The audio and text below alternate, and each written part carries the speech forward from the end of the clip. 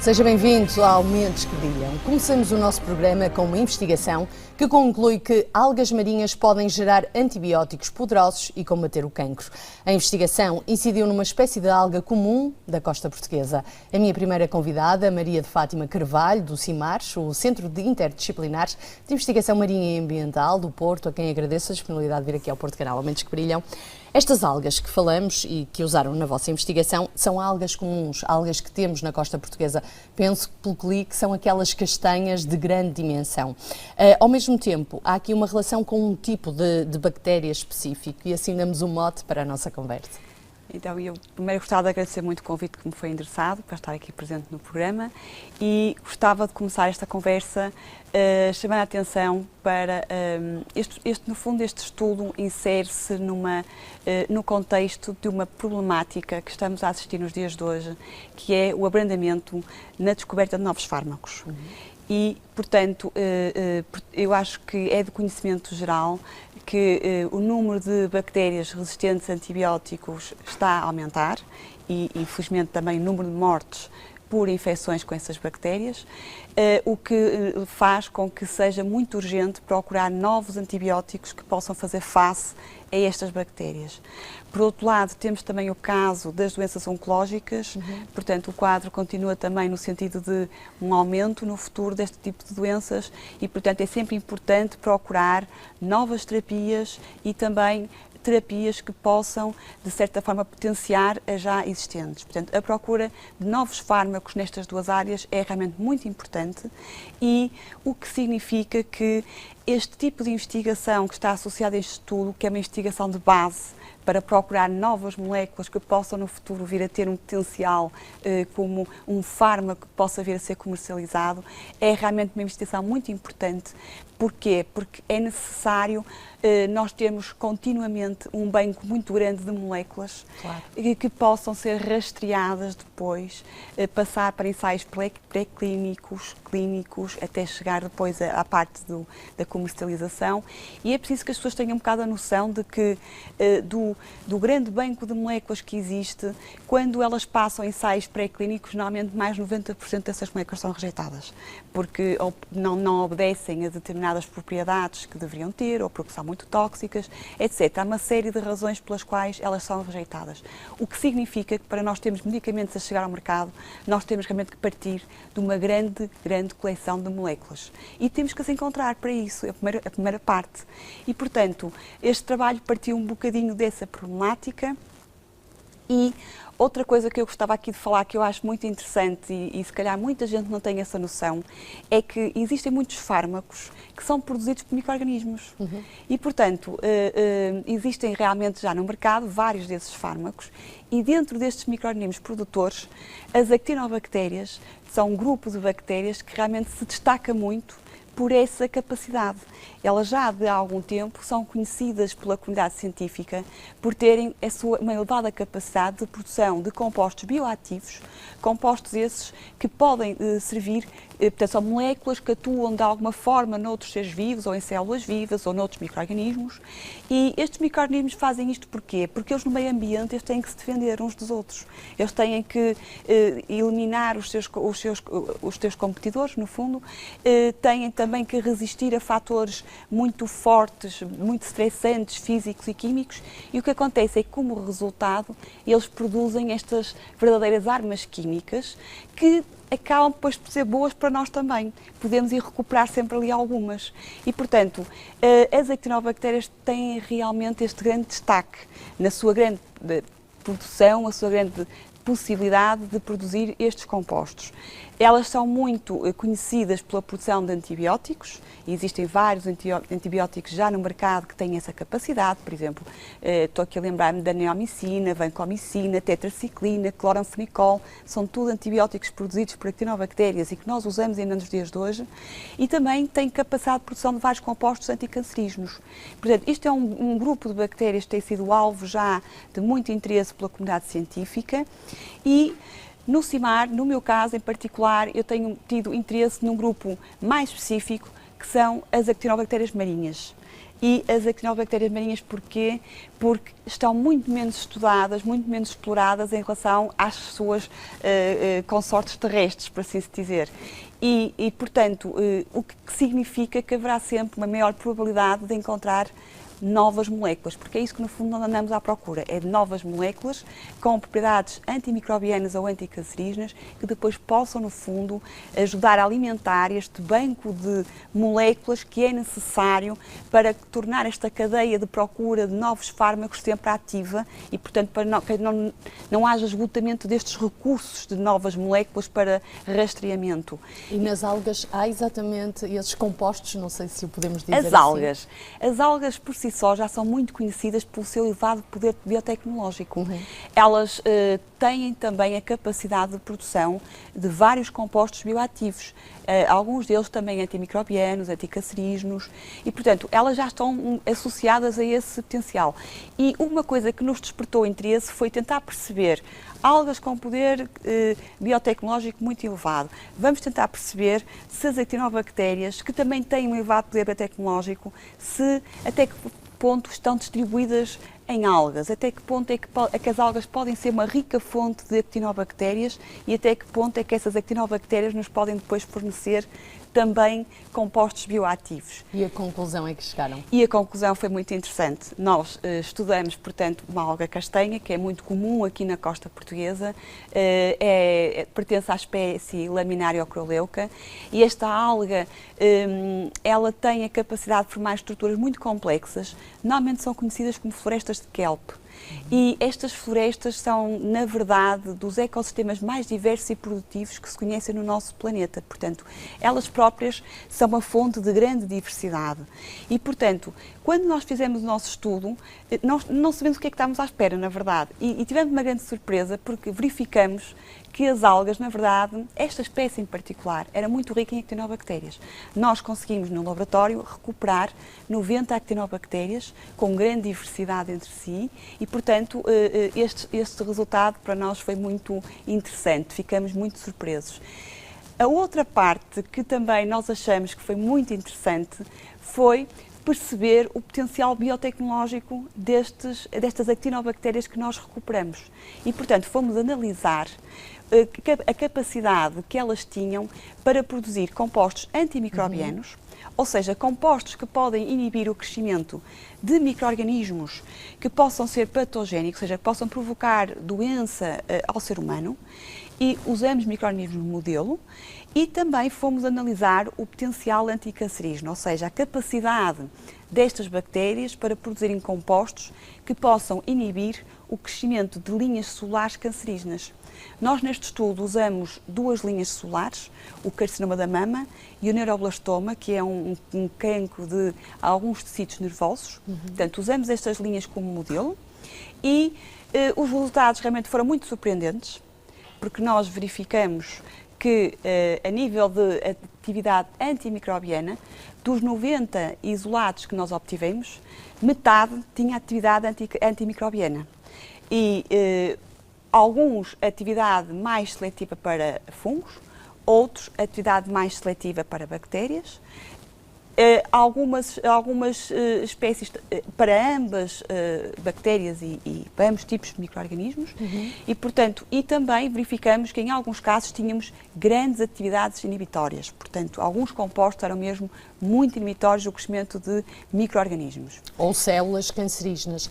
E há pouco, deixe-me só fazer uma pergunta, quando falamos de um antibiótico poderoso no combate a infecções, estamos aqui a falar de cancro, mas falamos também, por exemplo, de infecções hospitalares, eu digo isto porque é uma problemática que está sempre na ordem do dia. Infecções, micro-organismos resistentes a antibióticos. Eu devo dizer que neste estudo nós não usamos como modelo as espécies que são mesmo resistentes a antibióticos, porque isso exige sempre um grau de segurança muito maior quando fazemos os testes. Usamos sim as tipos mais brandas, por assim se dizer, mais suaves, mas daquela espécie. Portanto, é sempre o primeiro indicador da atividade dos compostos contra aquela espécie em particular.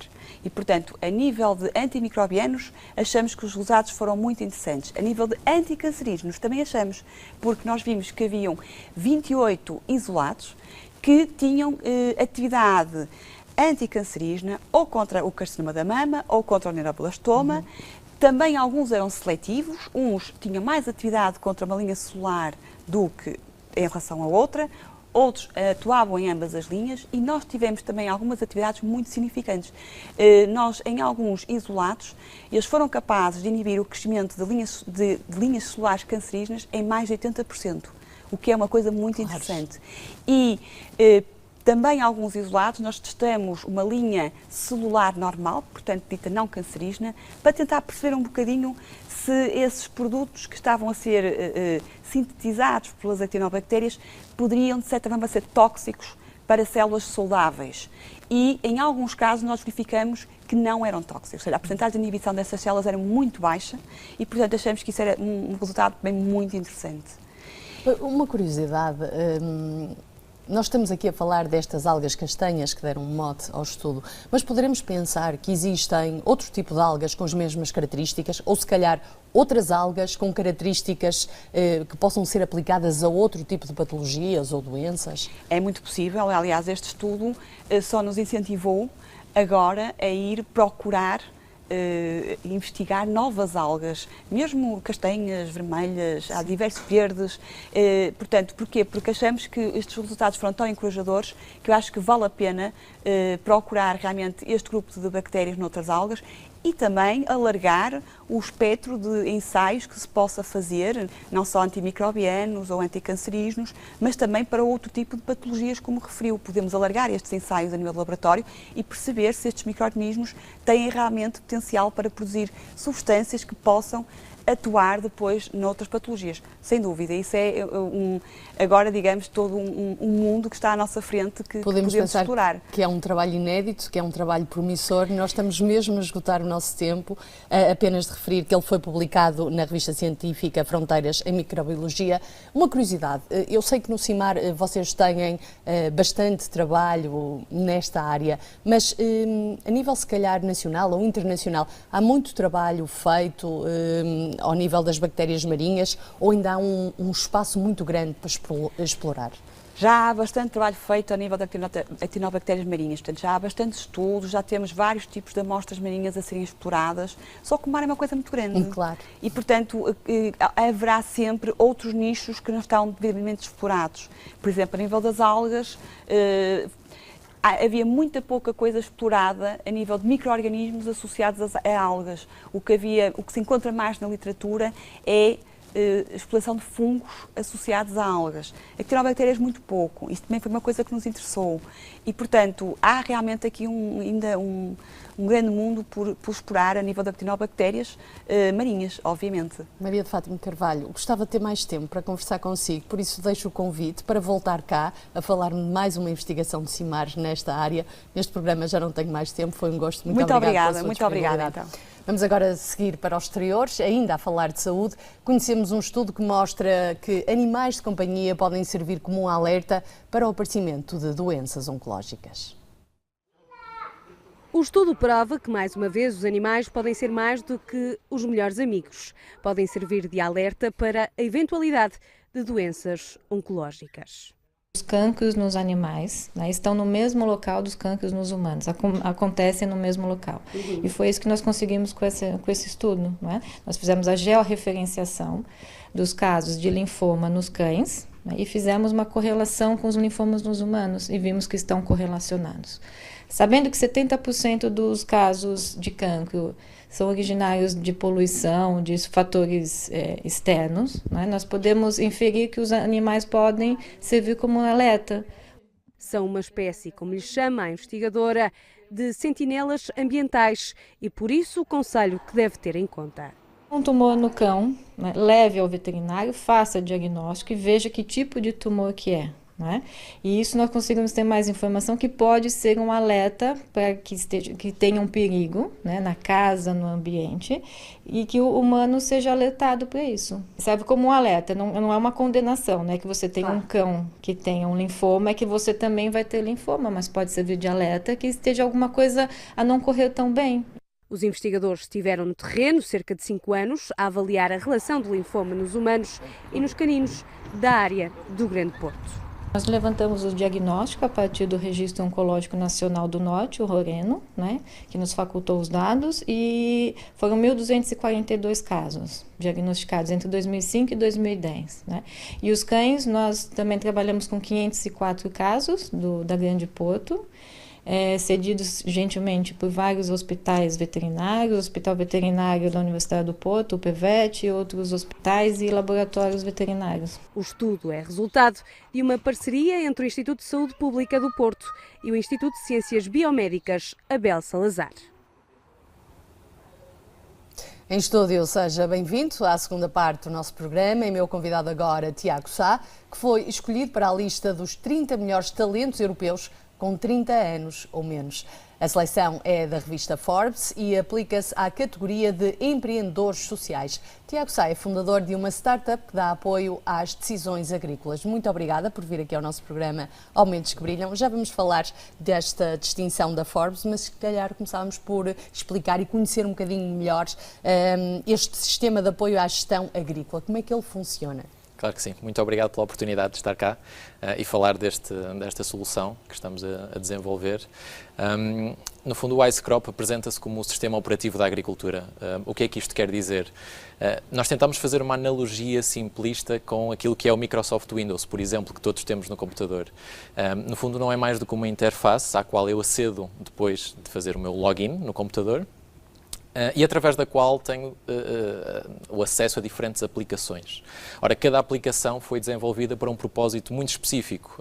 O exemplo típico que damos é quando eu quero escrever uma carta, uso, por exemplo, o Microsoft Word. Se eu quero fazer contas, uso a calculadora ou o Excel. Se eu quero desenhar, uso o Paint ou o Photoshop. Okay? São tudo aplicações distintas e independentes entre elas, mas estão todas sob a mesma interface, que é o sistema operativo. É assim que o Wise Crop se posiciona, mas especificamente desenvolvido para o setor agrícola e online, uma interface que é online e, portanto, acessível a partir de qualquer dispositivo com acesso à internet. E, portanto, dentro deste sistema operativo encontramos várias aplicações que foram desenvolvidas em conjunto com produtores para dar resposta às mais diversas tarefas e atividades da gestão agrícola e onde se podem ligar aquilo que chamamos de dispositivos, que são no fundo sensores, por exemplo, estações meteorológicas, sondas de umidade do solo, ou sensores um pouco mais diferentes, como de diâmetro de fruto ou de caule, e que vêm trazer precisão aos dados que a plataforma em si já disponibiliza. Portanto, estas são as duas grandes componentes do Wise Crop, a aplicação, ou as diferentes aplicações do sistema operativo, os dispositivos, os sensores e, inclusive, a possibilidade de controlar remotamente programadores de rega, o que significa que o agricultor, além de ter toda a informação que precisa, consegue ainda atuar remotamente na sua exploração. E depois completamos esta panóplia de soluções com aquilo que chamamos os serviços, que é, no fundo, uma loja online dentro do mesmo sistema operativo, que permite aos agricultores subscrever serviços e produtos muito específicos, onde encontram um leque enorme de soluções, entre eles, por exemplo, serviços específicos de laboratórios de análises ao solo, à água, à folha, e que eles podem utilizar para depois tomar melhor as decisões e gerirem o seu negócio ao fim e ao cabo. O Tiago fundou esta empresa em 2013, ela está instalada na UPTEC, já venceu vários prémios. Como é que surgiu a ideia de criar esta ferramenta online? No fundo, foi um conjunto de diferentes fatores. Nós, os fundadores, conheceram-se na faculdade, a propósito de uma unidade curricular, portanto, o desenvolvimento daquela tecnologia no âmbito dessa unidade curricular despoltou o interesse, ou enalteceu o interesse que já todos tínhamos em fazer algo diferente. Isso era algo que tínhamos em comum, já desde essa altura, que era fazer a diferença, trazer alguma coisa para o mundo que marcasse pela diferença. E acabámos por perceber que o setor agrícola, além de uma grande oportunidade que se apresentava, na altura a palavra agritech ou agtech ainda não existia ou não era conhecida, e então vimos ali uma grande oportunidade de trazer o desenvolvimento tecnológico que já existia noutros setores, para um setor ainda um pouco retrógrado nesse sentido, de implementação tecnológica. E mais do que isso, temos um carinho muito grande pelos agricultores, porque quem no fundo nos dá a comida. Nós temos o nosso mote, é no fundo cuidar de quem cuida de nós. E portanto, nessa perspectiva e juntando a vontade de todos de criar algo diferente, criar algo inovador e que viesse trazer algum benefício, neste caso ao setor agrícola, acabamos por desenvolver este sistema muito próximo dos agricultores. Foi sempre algo que sabíamos que era importante e que nos motivou a avançar, é desenvolver em contínuo com o feedback que os agricultores nos dão e, portanto, temos a certeza de que aquilo que está feito está de acordo com as reais necessidades deste tipo de empresários, não é? Ao fim e ao cabo, que é o que são. E, portanto, o IceCrop apresenta-se como um sistema de gestão do negócio agrícola, que vem potenciar os resultados a diferentes níveis, não só na poupança dos diferentes recursos, da água, da eletricidade, muitas vezes associada a essa mesma água, dos fertilizantes, dos fitofármacos, etc., como também potenciar os resultados no final da campanha. Diga. Não, é isso. No fundo, juntamos estas duas valências para, no fundo, dar uma só, que é potenciar o resultado final a cada campanha. Um resultado final que se traduz numa ideia de negócio, como disse, uma inovação já premiada e distinguida e, curiosidade, estão presentes em mais países além de Portugal? Sim, neste momento já iniciamos o processo de internacionalização. O IceCrop, ao ser um software, torna este processo mais simples. Não obstante, é um setor que, apesar dos avanços dos últimos anos, continua a não ser, digamos, tão ávido deste tipo de tecnologia. E, portanto, há sempre um trabalho de contacto e um trabalho de desenvolvimento do mercado que é necessário. Mas sim, já iniciamos o processo de internacionalização, principalmente Brasil e Espanha, mas há outros países que já estão a usufruir desta tecnologia. E agora, o Tiago, é notícia por entrar para esta lista da Forbes, empreendedores até aos 30 anos, neste caso empreendedor social, dos mais jovens promissores da Europa. Como é que recebeu esta notícia? Foi uma excelente surpresa. Claro. E é formidável ter esse reconhecimento. Não a vejo como uma distinção pessoal, mas sim como toda a equipa que está por trás deste projeto e que tornou isto possível. Acho que temos feito um trabalho muito bom e no caminho correto. Portanto, é aquilo que acreditamos e é aquilo que todos os dias nos esforçamos por continuar e por trabalhar. Mas foi uma distinção que veio um pouco comprovar que estávamos no caminho certo. Claro que há mais distinções a alcançar e há mais objetivos no caminho, mas foi uma distinção muito interessante para nós e a qual agradecemos naturalmente e estamos humildemente gratos. Do vosso trabalho e é uma Exatamente. Motivação para continuarem, se calhar, com mais aplicações ou com desenvolvimento de outras ideias? Sem dúvida. Espero que sim. É esse o nosso caminho. Como disse, o nosso propósito é, como costumamos dizer, cuidar de quem cuida de nós. Temos um carinho muito grande pelos agricultores e, portanto, fazemos tudo o que está ao nosso alcance para conseguir minimizar os obstáculos que eles enfrentam, fornecendo ferramentas que os ajudam, ao fim e ao cabo, na gestão diária da exploração, que não passa só pela simples, às vezes não tão simples, tomada de decisão no terreno, mas vai além disso e liga à parte da gestão do negócio em si, porque o negócio agrícola não é muito diferente de qualquer outro setor. O objetivo é chegar ao fim do ano e ter proveitos e, portanto, estas duas, a tomada de decisão no campo e a gestão de escritório, digamos assim, passam a estar ligadas de uma forma simplista, de uma forma transparente e de uma forma que minimiza o dispêndio de tempo, que muitas vezes é o fator mais importante na gestão agrícola. E, portanto, estas duas componentes vêm alavancar aquilo que o agricultor faz e há muito para fazer ainda da nossa perspectiva, no lado do produto, e esperamos continuar a contar com o apoio dos nossos agricultores para nos ajudarem a desenvolver. Tiago Sá, foi um gosto tê-lo cá. Muito obrigada pela sua disponibilidade. Parabéns por esta distinção. É mais um nome português a ser reconhecido lá fora. Obrigado. Termina por aqui o Mentes que Brilham. Já sabe, regressamos na próxima semana com mais ciência e investigação. Fique bem, fique na companhia do Porto Canal.